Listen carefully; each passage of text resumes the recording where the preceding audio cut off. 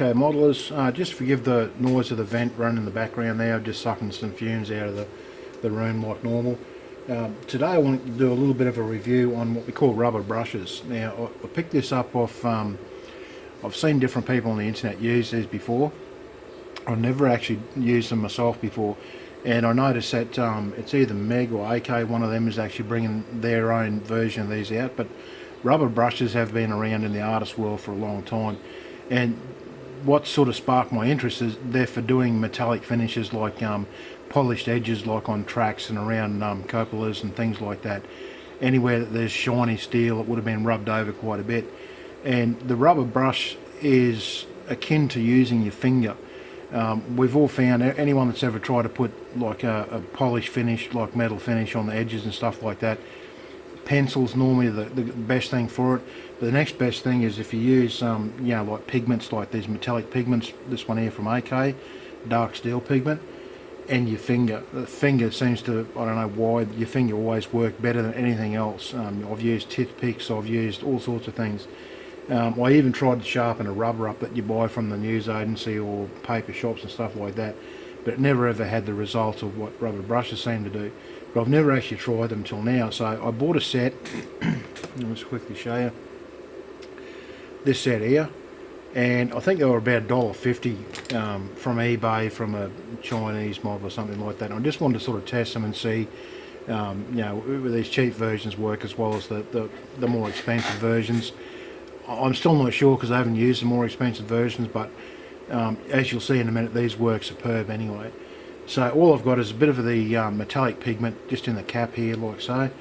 And what I want to show you is just how well these results come up. Now, don't take too much notice of these models, guys. These are really old ones that I've had sitting around for a long time, so I sort of use them for experimenting and that on. So what I'll do, I'll just get the camera to focus in so you can really see how this works, and I'll get it in the right spot. Now, if this goes a little bit astray, guys, just forgive me, because like always I'm doing it at a weird angle. Now I've dipped the tip of that brush in that pigment, and I'm just going to rub it over the edges like so.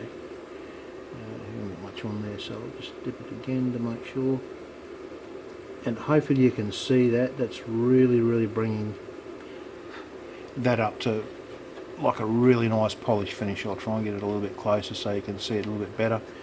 I'll do a little bit more. I'll go over the shovel here because it's a big flat surface, so if I go over that, it'll probably show it up a lot better, even though you wouldn't normally have the shovel looking like this. But this just gives you an idea of what these brushes are capable of. Now, as you can see, that's really polished that up. Okay,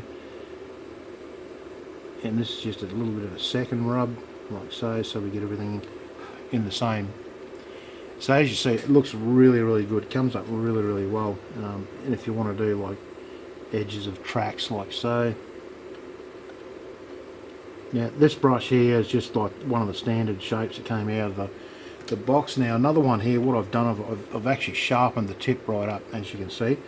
And the reason I've done that, I thought, oh, wonder if you can cut it down and it still works okay. And just so you can do like fine details. So what we'll do is, so maybe the edges of these, like so. And as you can see, that's come up really good. That's working really well.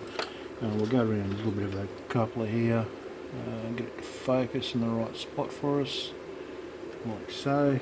Okay, and we'll just go down the edge of this, blow off the excess, like so. And hopefully you can see that on the camera. It's a little bit hard for me to pick up in the viewer here to whether that's actually showed you the results, but honestly, guys, I can really recommend this. This is just, it's fantastic. It's like my new little toy. I'm going around polishing up all sorts of things, even stuff that I probably shouldn't be polishing, but it's just such a superb result that I'm just having fun playing with it at the moment. I've had these polishing powders for a long time. I've used pencils, I've used all sorts of things, but honestly, this is the best results I've ever had. Now, with polishing powders too, the other thing you've got to be careful of is once you put like a flat coat or something over to finish off your model, it'll kill that shine. So I normally do that after I do the flat coat, but just be aware when you do that, that those polished surfaces, if you touch them with your fingers, you're going to actually wear that off. So I do it around the edges, and I always know on a particular model where I can pick it up without destroying those polished edges. I'll just do a little bit more here for you with the brush that came with the set. Get it to focus for us, and we'll go to the front of the tracks here like so. Hopefully you can see what that's doing there. I hope it's focused well enough for you.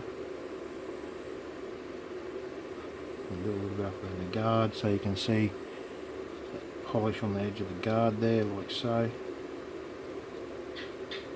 And as you can see, guys, that is just superb. That's really the look we're after. With this type of effect, this is exactly what you're after. I'll do it on a nice big flat surface here so I can show you just exactly. You can rub it a little bit more to get a bit of a more of a polished effect like that.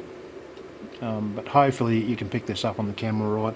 From what I'm looking at, it doesn't look that great in the camera, but normally when I put it in the editing software, it does look much better than what it does through this lens here. So hopefully you can actually see just how good this is, guys. But anyway, that's the end of this video, guys. Just a little quick review. Actually, what I might do, I'll just go down the edge of this side guard here, and that is absolutely awesome what that's done there. Again, the next panel along. And hopefully you can see that, guys. That's really that's just fantastic, that finish. But anyway, guys, that's pretty much all I can sort of say about that product. I definitely recommend using it and having a go at it. Like I used the AK one only because it came in a set. I also use this one's a little bit harder to get hold of now. It's I'm not sure how you pronounce the Japanese name, but it's MGM Hobby Super Magic Powder.